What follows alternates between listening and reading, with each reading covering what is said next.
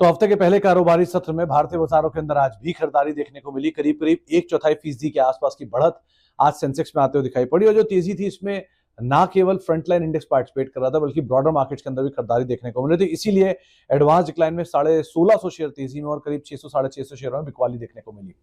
तो सेंसेक्स करीब 3/4% की बढ़त के साथ बंद हुआ। निफ्टी आधा % ऊपर रहा। निफ्टी बैंक जो कि 1/4% गिरावट के साथ बंद हुआ, लेकिन जोरदार तेजी थी। मिड कैप इंडेक्स में करीब 2% की तेजी यहां देखने को मिली और स्मॉल कैप इंडेक्स भी करीब करीब 1% के आसपास की बढ़त के साथ बंद होता हुआ दिखाई पड़ा।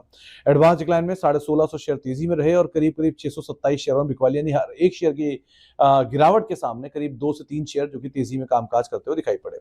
आज दिन था अदानी समूह का। पूरे ग्रुप में जबरदस्त तेजी थी। तो निफ्टी के टॉप गिनर में दोनों अदानी समूह की कंपनियां, अदानी इंटरप्राइजेस 7.5% ऊपर, अदानी पोर्ट 6.5% की तेजी यहां देखने को मिली। ट्रेंट 4.5% के आसपास के उछाल में रहा। श्रीराम फाइनेंस कई दिनों की बिकवाली के बाद 4.5% की तेजी यहां पर भी आते हुए दिखाई पड़ी। गिरने वाले शेयरों में नंबर्स का इंपैक्ट रहा। कोटक महिंद्रा बैंक में करीब 4.5% का ड्रॉप। जेएसडब्ल्यू स्टील लगातार फॉलो अप सेलिंग, कल के सत्र में यानी शुक्रवार के सत्र में भी और आज भी बिकवाली। ओएनजीसी 1.5% नीचे रहा। एसबीआई खराब नंबर्स के बीच में 1.5% बिकवाली यहां देखने को मिली। मिड कैप में भी अदानी समूह का ही बोलबाला। अदानी टोटल करीब करीब 11.5% ऊपर रहा।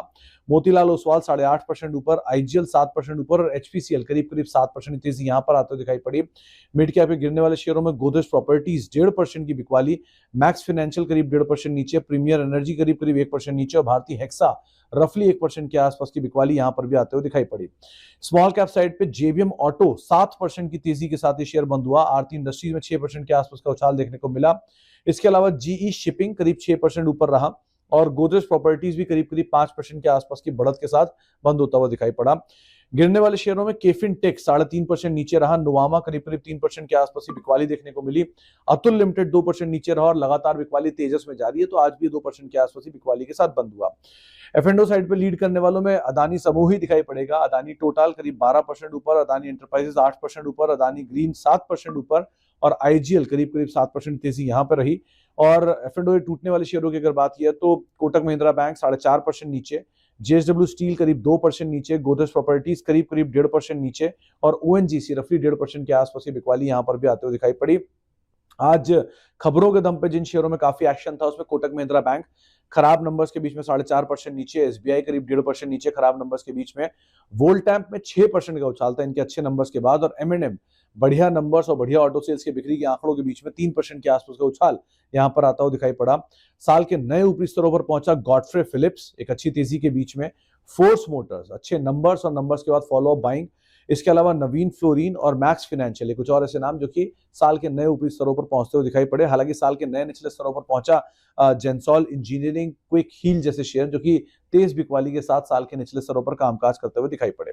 तो ये तो रहा आज का पूरा लेखा जोखा। लेकिन अगर अब कल के सत्र की बात की जाए तो जानकार मान रहे हैं कि अगर कोई भी खराब खबर नहीं आती है ओवरनाइट तो 24,300 के आसपास बाजार एक सपोर्ट ले सकता है और उसके ऊपर जब तक बाजार बना हुआ है शायद ये जो तेजी है ये आगे और एक्सटेंड हो और 24,500 के रेजिस्टेंस को ब्रीच करके 24,800 तक पहुंचते हुए दिखाई पड़े। लेकिन केवीएट ये कोई भी खराब खबर इस ड्यूरेशन में नहीं आनी चाहिए।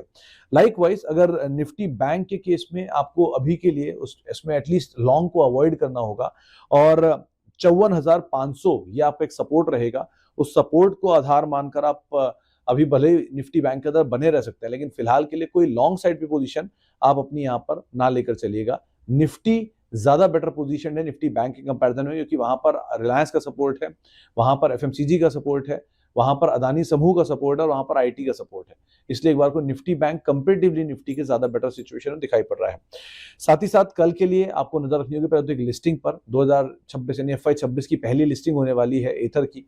सो एथर के ऊपर आपकी लिस्टिंग के ऊपर आपको नजर रखना होगा। Plus Aarti drugs, Alembic pharma, Aptus value, bank of Baroda, CG power, Godrej consumer, HPCL, Kajaria ceramics, Kansai Nerolac, KEI industries, Vedant fashion, इसके अलावा Mahanagar gas, Paytm, Polycab, quick heal, Radico Khaitan, Timex, इन सब के नंबर्स भी कल के सत्र में आपको आते हुए दिखाई पड़ेंगे। तो इन सारी अर्निंग के ऊपर भी आपको नजर रखनी होगी। प्लस ओवरनाइट कुछ भी डेवलपमेंट होता है वो इंपॉर्टेंट है और साथ साथ किस तरह के टेंशन जो भारत पाकिस्तान के बीच में चल रही हैं उन टेंशन को लेकर क्या डेवलपमेंट आता है वो भी नजर रखनी होगी। तो एक